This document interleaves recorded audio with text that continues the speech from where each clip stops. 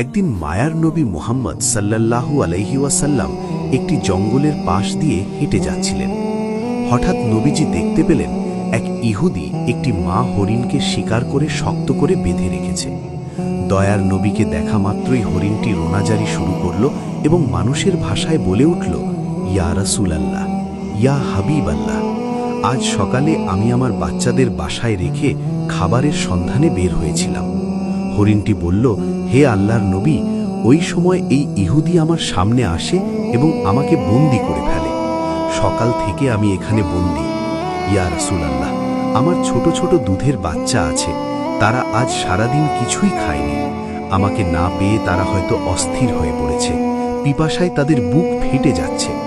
হরিণটি আকুতি জানিয়ে বলল, ওগো আল্লাহর হাবিব, আমি শেষবারের মতো আমার সন্তানদের সাথে দেখা করতে চাই এবং তাদের দুধ খাওয়াতে চাই।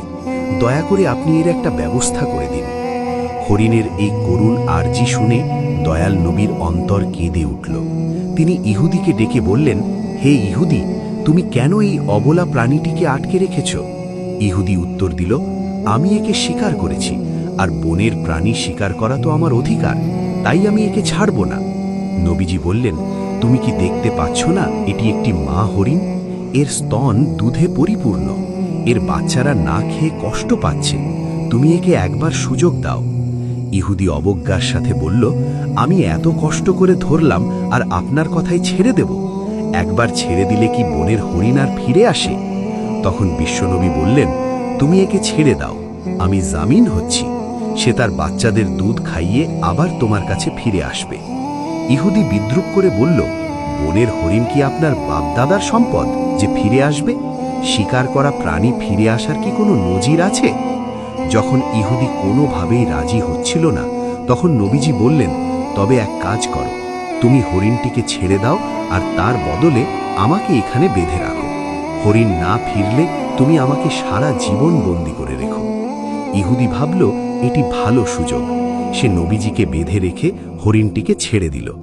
ছাড়া পেয়ে হরিণটি দ্রুত বনের দিকে ছুটে গেল। ইহুদি মনে মনে হাসছিল আর ভাবছিল, এই লোকটির মতো বোকা আর কেউ নেই, একটা বনের প্রাণীর জন্য নিজের জীবন বিপদে ফেলল। ওদিকে মা হরিণ দৌড়ে তার সন্তানদের কাছে পৌঁছল। বাচ্চারা তাকে দেখে বলল, আম্মাজান, আজ কেন এত দেরি হলো? আমরা আপনার জন্য অপেক্ষা করতে করতে ক্লান্ত হয়ে পড়েছি।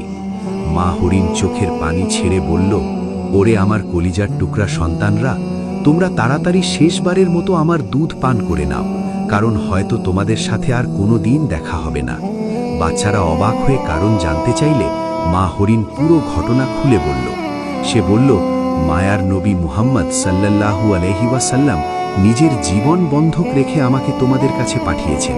ওই নিষ্ঠুর ইহুদি এখন আমার নবীকে বেঁধে রেখেছে। এ কথা শোনা মাত্র হরিণের বাচ্চারা দুধ পান করা বন্ধ করে দিল। তারা বলল, আম্মাজান, আপনি কি বলছেন?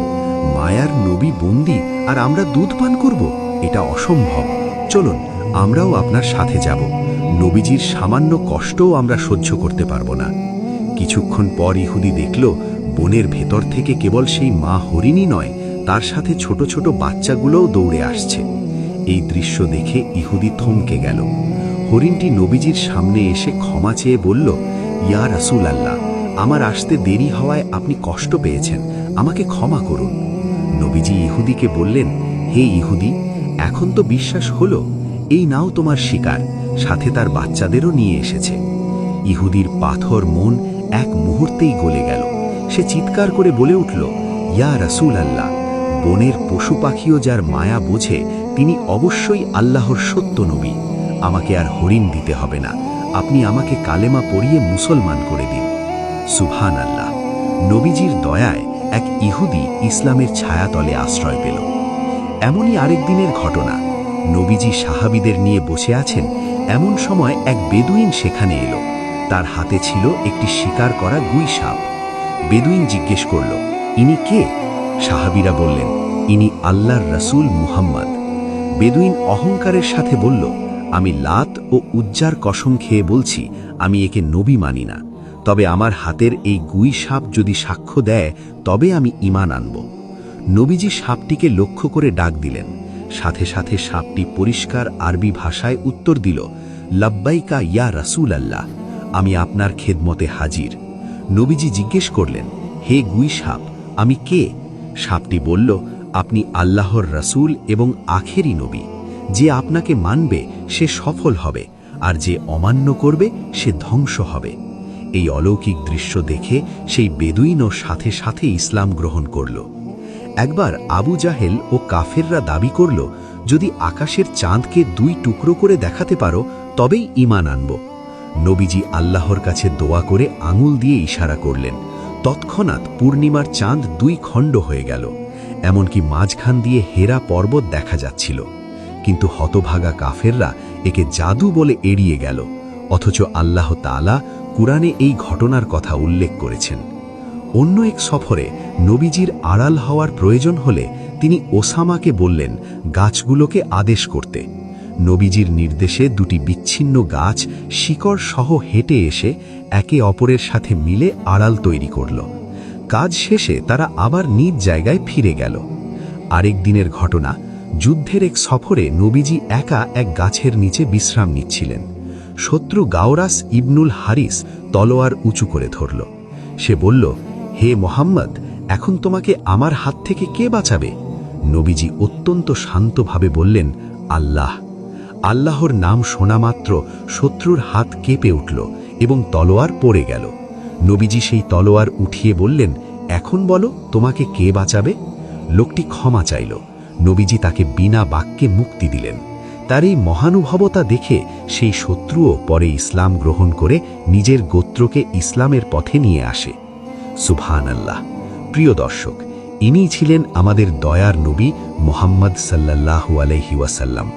পশু পাখি, গাছপালা, এমনকি জড় বস্তুও তার নবুয়তের সাক্ষ্য দিত। আল্লাহ আমাদের সবাইকে নবীজির আদর্শে জীবন গড়ার তৌফিক দান করুন। ভিডিওটি ভালো লাগলে শেয়ার করে ইসলাম প্রচারে অংশ নিন এবং কমেন্টে লিখুন আমিন।